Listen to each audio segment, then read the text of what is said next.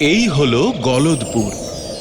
মেরে কেটে ১৫০ মধ্যবিত্ত পরিবারের বাস এই ছোট্ট জনপদ গলদপুরে। এই গলদপুরেই থাকে আমাদের এই কাহিনীর নায়ক শ্রীমান গুলটে চরণ গুহ, ওরফে গুলটে মামা। গুলগাপ্পা আড্ডা মেরে জীবনটা কাটিয়ে দিতে পারাটাই গুলটে মামার একমাত্র লক্ষ্য।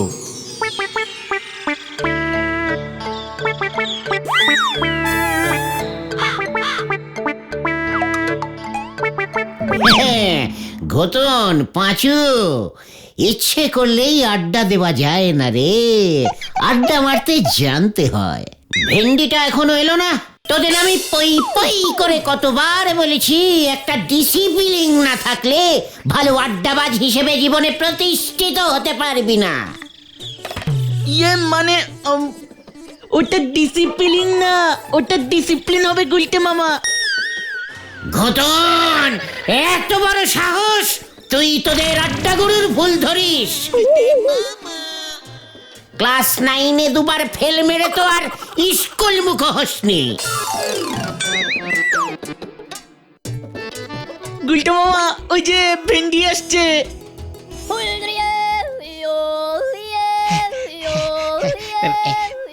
সরি সরি গুলটে মামা, একটু দেরি হয়ে গেল আর কি। পাক্কা 6.5 মিনিট লেট করেছিস থেকে আসতে, বলছিস কিনা একটু দেরি হয়ে গেল। তুমি কি বলতে চাইছো একটু খোলসা করে বলবে গুলটে মামা?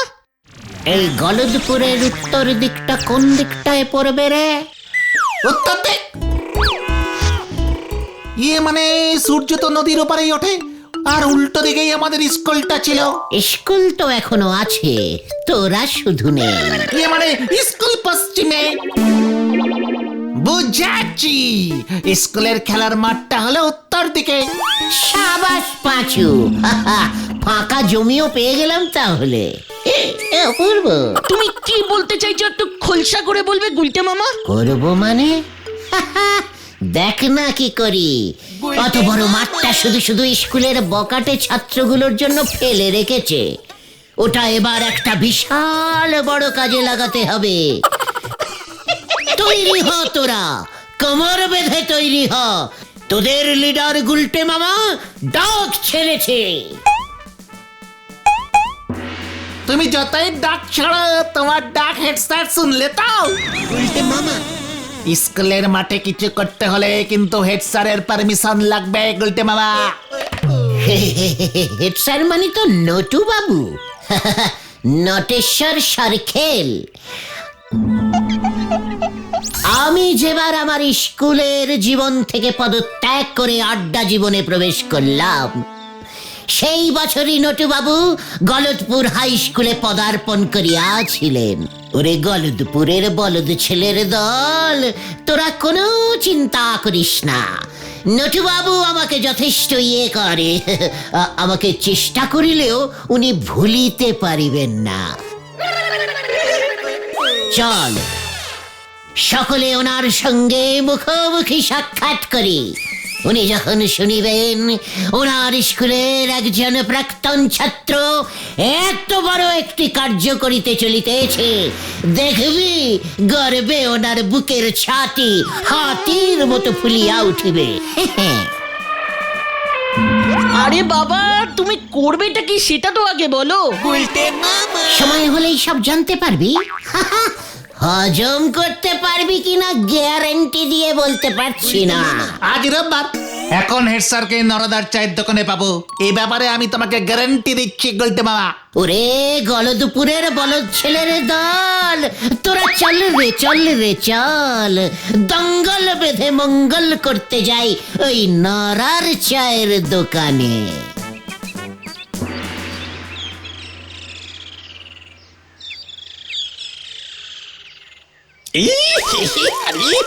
আরে বাপ রে বাপ, নোরা এটা কি?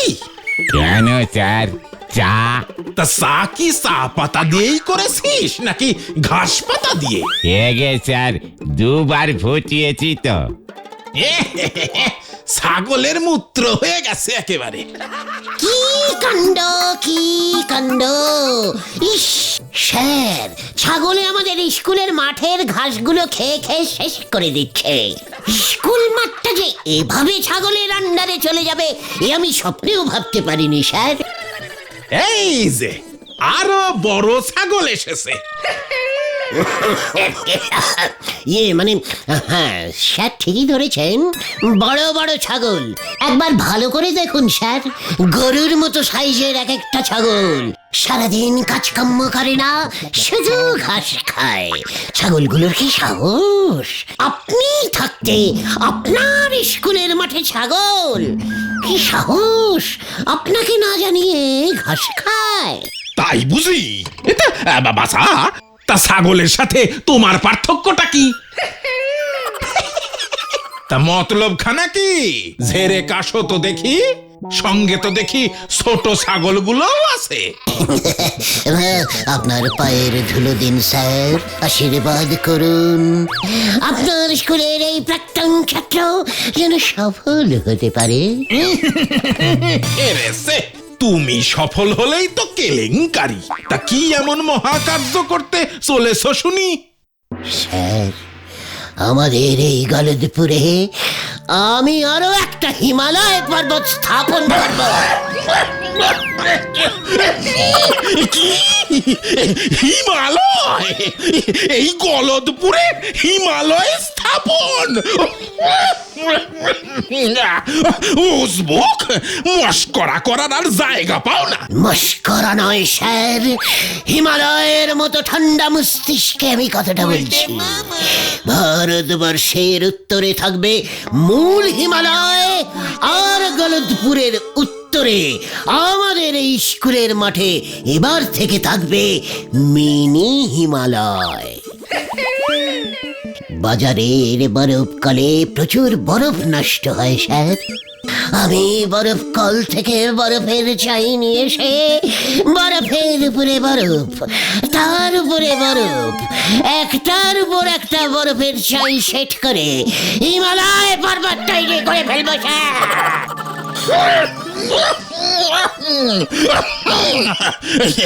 নরা, নরা, এক গ্লাস ঠান্ডা জল দে ভাই। হিমালয় দিচ্ছি, এই ভাই জল দিচ্ছি। দেখেছিস খতন, বলেছিলাম না হেড স্যার আমার প্ল্যানটা ঠিক বুঝবেন। হিমালয়ের কথা শুনেই কেমন ঠান্ডা জল চাইছেন। স্যার, একদম চিন্তা করবেন না, আপনি শুধু স্কুলের মাঠটা ব্যবহারের পারমিশনটা দিয়ে দিন, তারপরেই আমরা কাজে লেগে পড়ব। গলদপুরে এবার যদি একটা হিমালয় পর্বত তৈরি করে ফেলতে পারি, তখন দেখবেন গলদপুরের জল হাওয়া কেমন ঠান্ডা হয়ে যায়। চারিপাশে ফুরফুরে ঠান্ডা হাওয়া বইবে, কুচি কুচি তুষার পড়বে, আপনি মাংকি টুপি পরে শাল জড়িয়ে স্কুলে আপনার ঘরে বসেই হিমালয়ের কোলে সানরাইজ দেখতে পাবে। সানরাইজ দেখতে পাবে। এ কি? আরে দাদু পড়ে গেছে! ও নরাদা, জল দাও, জল দাও!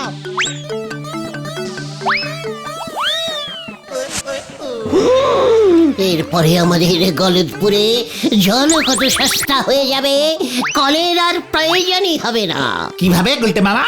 আমার প্রতিষ্ঠিত গলদপুরি মিনি হিমালয়ের বরফ গলে জল হয়ে নদী সৃষ্টি হবে, আর সেই নদী গলদপুরের অলি গলি ঘুরে মানে নরার দোকানের পাশ দিয়ে, পাচুদের রান্নাঘরের পেছন দিয়ে, সারের বাড়ির উঠোনের উপর দিয়ে কুলকুল কুলকুল করে বয়ে যাবে।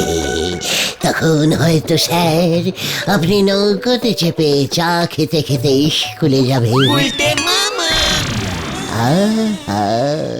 কি মনোরম দৃশ্য! হরি বল, আর আমার এই চায়ের দোকানটার কি হবে? ওরে নোড়া রে, শীত পড়লে লোকজন এমনিতেই বেশি চা খাবে। তাছাড়া কত লোক যারা পয়সা খরচ করে আসল হিমালয় দেখতে যেতে পারে না, তারা এই গল গলতপুরের মিনি হিমালয় দেখে দুধের স্বাদ ঘোলে মেটাবে বলতো? সেই সব পর্যটকরা তো তোর চায়ের দোকানেই আসবে চা খেতে। জয় বাবা হিমালয় কি জয়। গুলটে মামা, স্যার কোনো কথা বলছেন না কেন? ও স্যার, স্যার, ও স্যার। স্যার, ও স্যার, স্যার। দেখেছিস ঘতন, গলতপুরে হিমালয় হবে শুনেই স্যার কেমন হিমালয়ান ঋষিদের মতন ধ্যানে বসে গেছে। এ কি, এই স্যারের ধ্যান না ভাঙলি আমি দোকান বন্ধ করবো কেমন করে? স্যার, ও স্যার। বুঝবো তোর মাথায় এবার হিমালয় ভাঙবো আমি। যা যা, চোখের সামনে থেকে দূর হয়ে যা, দূর হয়ে যা বলে দিলাম। হত সারা গুলতানি মারার আর জায়গা পাও না, বলে কিনা গলদপুরে হিমালয় তৈরি করব। এই খেয়েছে, হিমালয় তৈরি হবে না স্যার। না,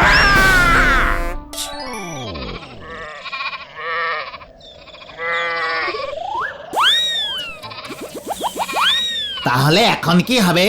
হেড স্যার তো মাঠটা তোমাকে ছাড়বে না বলেই মনে হলো। যাই বলো না কেন, তুমি যে এরকম একটা বোম্বাস্টিক আইডিয়া ছাড়বে আমি তো সেটাই বুঝতে পারিনি গুলটে মামা। পাক্কা আড্ডাবাজের মগজ থেকে এমন সব আইডিয়াই বের হয় রে বলদের দল।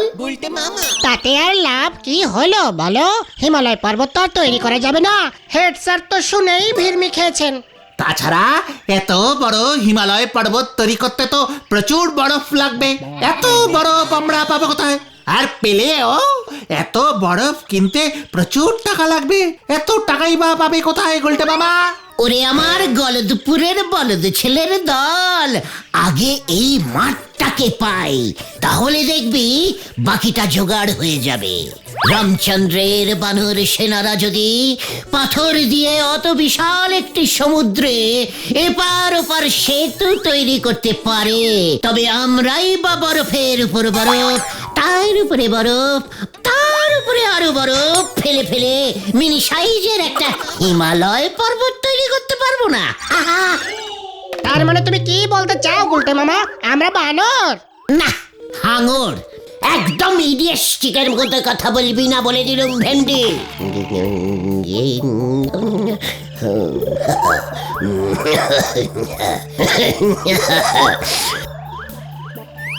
এই মাঠেই আমি স্থাপন করিব গলদপুরের মিনি হিমালয়, এই আমি প্রতিজ্ঞা করিলাম।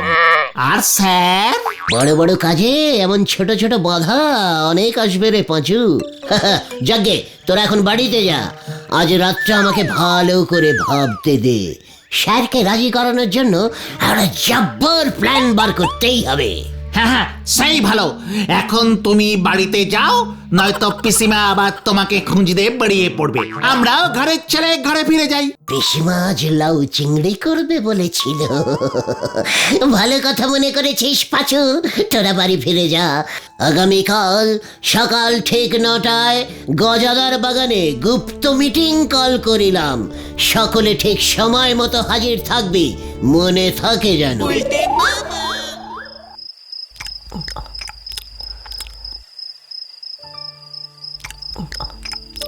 এইভাবে আর কতদিন চলবে বলতে পারিস গুলটে? তোর পিসে মশাইয়ের জমানো টাকা তো সব শেষ হয়ে আসছে। এবার তো কিছু একটা কাজকর্ম কর। আর বেশি দিন এভাবে চলবে না পিসিমা। একবার শুধু হিমালয়টা তৈরি করতে দাও, তারপর দেখবে তোমার দুঃখের দিন শেষ। সারা পৃথিবী থেকে কতগুলো যে সোনার মেডেল পুরস্কার পাবো তা তুমি গুনেও শেষ করতে পারবে না পিসি। কি, তুই হিমালয় পর্বত তৈরি করবি গুলটে? তোর বাপ মা যে কি জিনিস আমাকে দিয়ে গেছে তা যদি একবার ওরা দেখে যেত। তোর ঘাড়ে ভূত সত্যি সত্যি চেপেছে গুলটে। ওঝা ডেকে তোকে ঝাড়াতে হবে দেখছি এবার। কি কি কি কি কি কি কি বললে? ভূত? ইয়েস পিসিমা, ভূত। ভূত এবার সত্যি সত্যি চাপবে।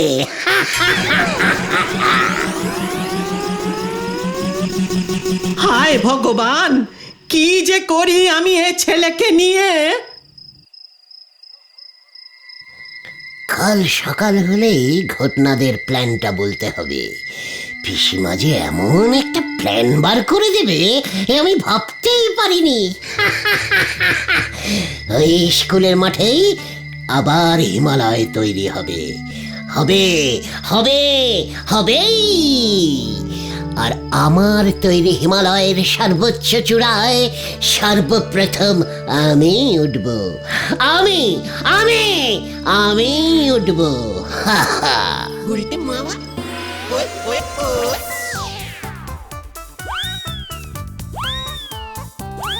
এই তো আর একটু গুলটে মামা, আর একটু।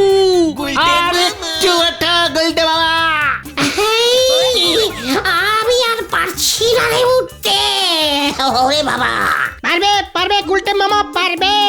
তোমার তৈরি হিমালয়ের চূড়ায় তোমাকেই প্রথম উঠতে হবে। এই স্লিপ কাটছে, এই গেলুম রে। ও বাবা, উড়ি বাবা রে, গোবরটা বুঝি গেল রে।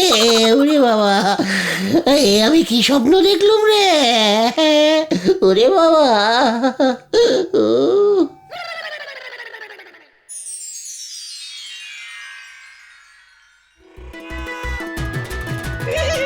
কি প্ল্যান বের করেছো গুরু? পায়ের ধুলো দাও তোমার গুলটে মামা, পকেটে নিয়ে ঘুরবো। এখনই এত উত্তেজনা ভালো নয় পাচু, বাকি কাজটা তো আমি করব রে। মনে থাকে যেন রাত ঠিক 10টায়।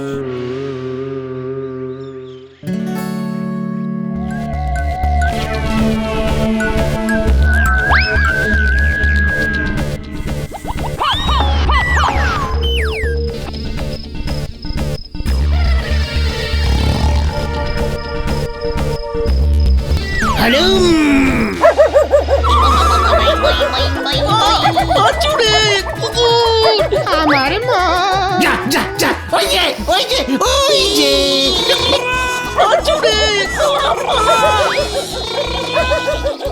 আরে বাপরে বাপরে বাপরে বাপরে বাপ, এই এত কুকুর ডাকে কেন এত রাতে? এ কি, এইটা কি? এই মরেছে, কেস তো পুরো ঘুরে আমার দিকেই আসছে। ওরে বাবা, আমি ভূত হালুম। ভূত? তা ভূত দেখে কুকুর বুঝি ঘেউ ঘেউ করে? চুরি করবার আর জায়গা পাও নাই। দাঁড়াও দেখাচ্ছি। কই গেল কই গেল কই গেল? এই তো, চা, হরিটা ভেঙে গেল। এ কি উজবুক গুলটে, তুই এত বড় সাহস তোর? হ্যাঁ, আমি চোর না, আমি আমি ওই হিমালয়। হ্যাঁ মনে পড়েছে, আমি হিমালয় ওঠার প্র্যাকটিস করছিলাম স্যার। মই নিয়ে চলে গেছে স্যার। মই মই তোর মাথায় এবার আমি দই ঢালবো, দাঁড়া। গেলুম রে, পুরিয়া বাপ রে বাপ।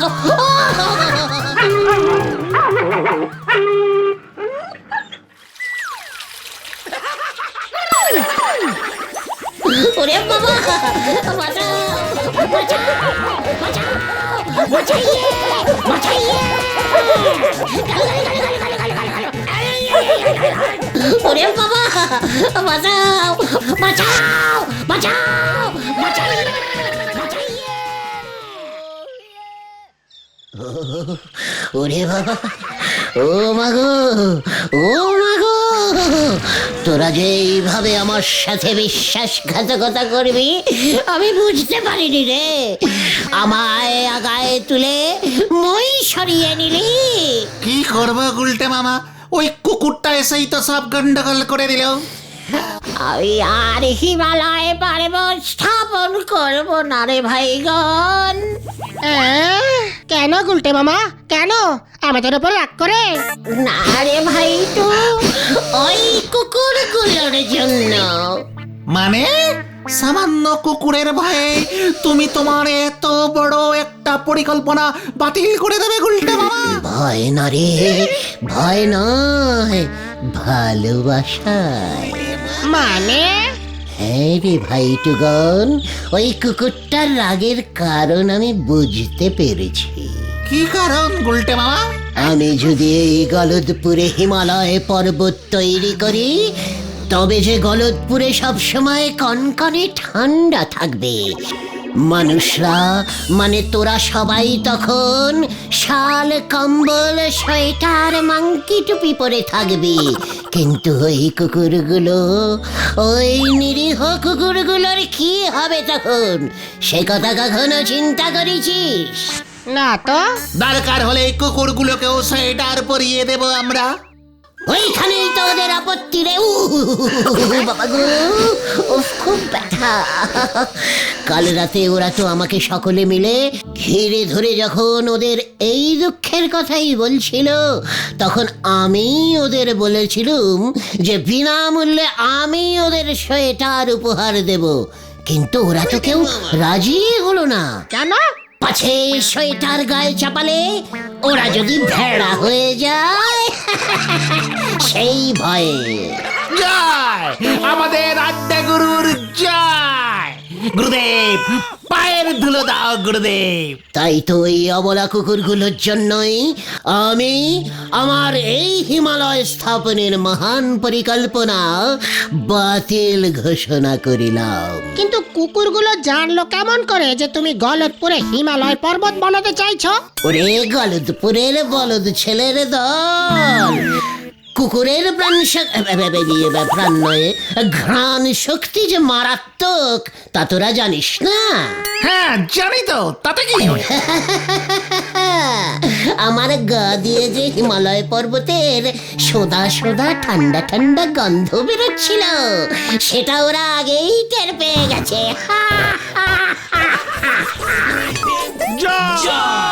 আড্ডা গুরু গুলটে মামার জয়।